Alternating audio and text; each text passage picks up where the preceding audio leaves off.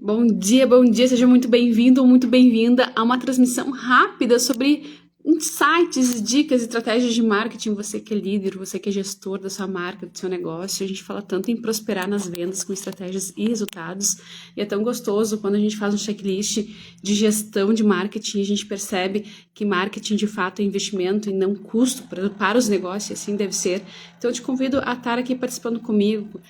também passar adiante esses conhecimentos para você engajar a sua equipe de liderança, para você engajar a sua equipe de vendas, abrir a mente sobre o que os grandes players, as grandes marcas fazem para se conectar com o mercado de forma assertiva. E hoje a pauta dessa transmissão, o tema dessa transmissão é: você tem que fazer upsell no digital. Você tem que fazer upsell no digital. O que seria upsell? É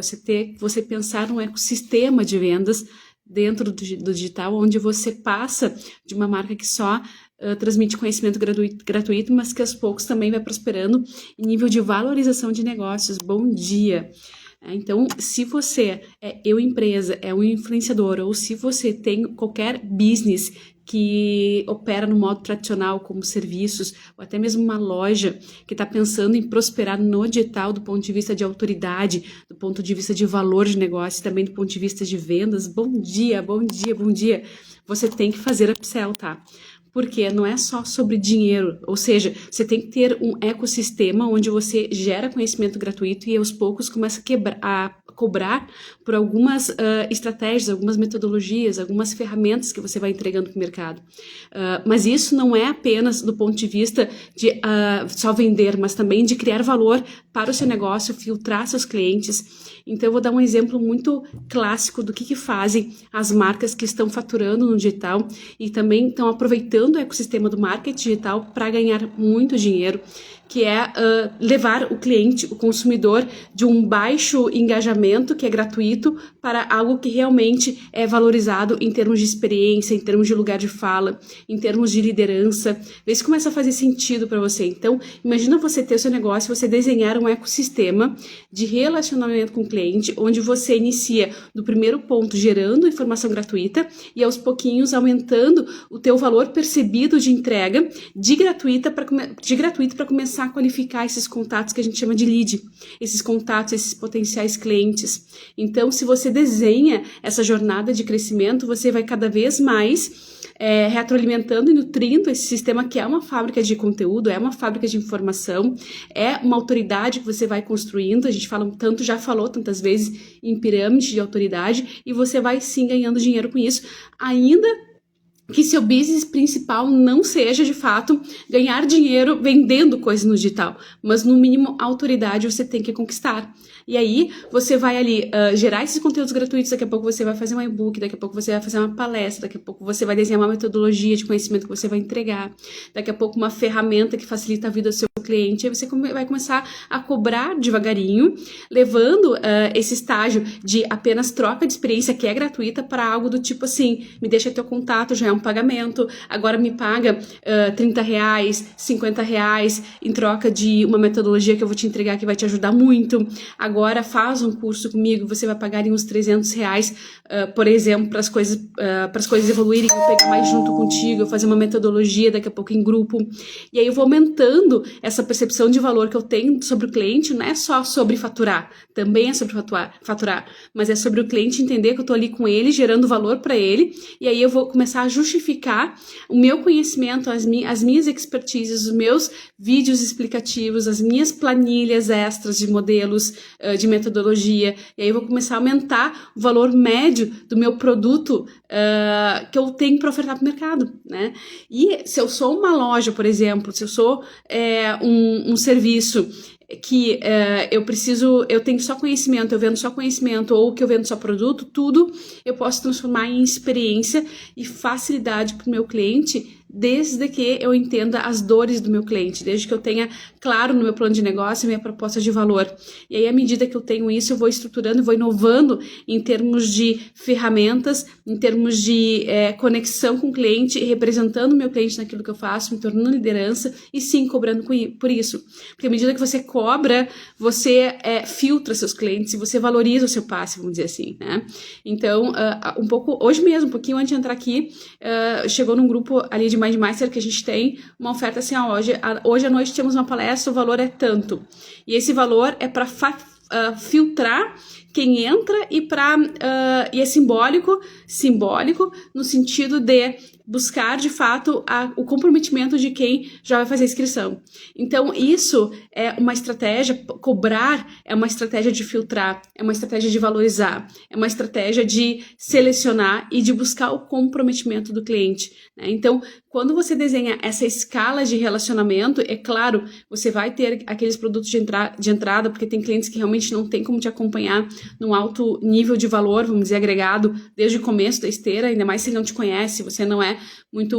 tem já uma autoridade constituída no marketing digital, então tem que ser sim devagar, você tem que ter essa esteira, você tem que ter produtos de entrada e entregas maiores, mais personalizadas, que vão custar mais, para quê?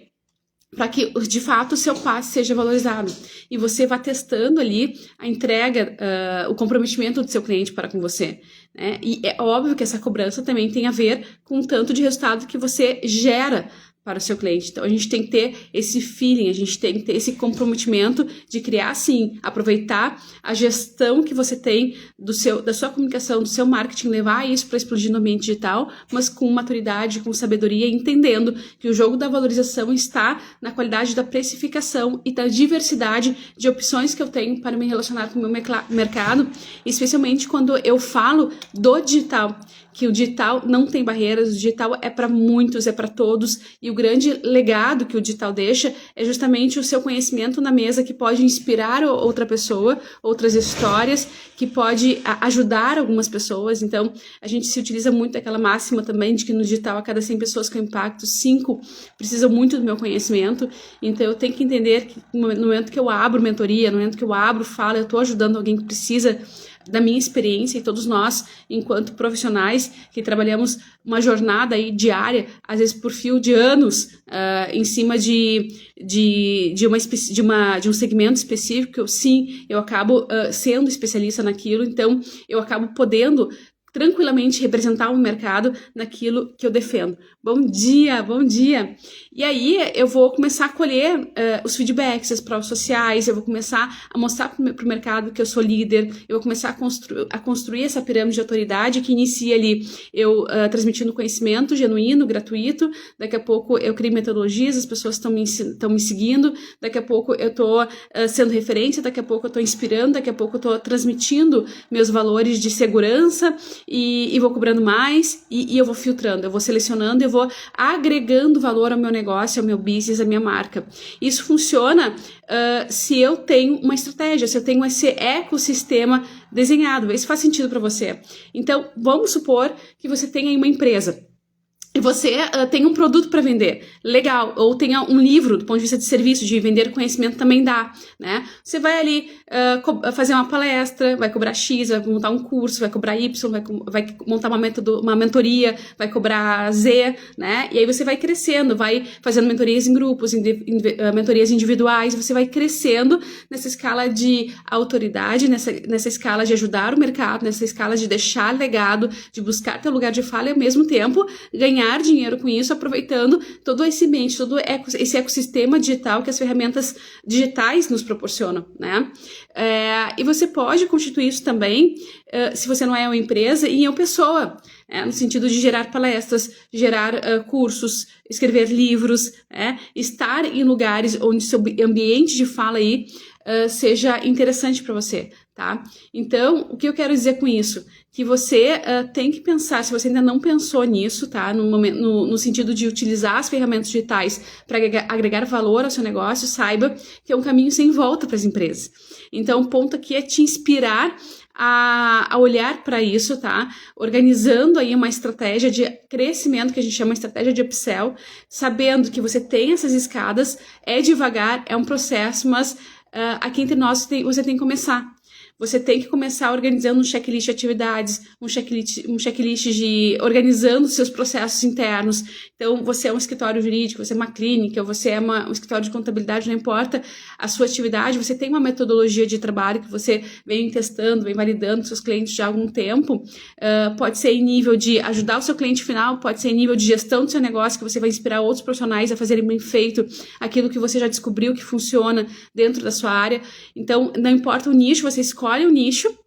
você desenha uma metodologia e você ajuda o mercado, inclusive cobra para isso e ainda cria essa pirâmide de autoridade que vai fazer o mercado te valorizar mais, vai fazer a tua mensagem chegar mais longe, com proposta, sempre com proposta de valor, no sentido de servir o outro, e isso é o que faz as grandes marcas e que alguns pequenos não se dão conta. Então, se a gente pegar, eu sempre digo, se a gente pegar os grandes players, aqueles que são referentes de mercado, eles trabalham sempre no modelo do porquê das coisas que tem por trás do seu negócio. A gente chama isso de propósito, né? No caso business, proposta de valor, que tem a ver com a missão, visão, princípios, tudo aquilo os valores que eu não abro mão para executar o meu serviço. Então, quando isso aparece na minha comunicação, e eu entendo que é difícil mostrar e levar isso para minha comunicação, a mágica acontece,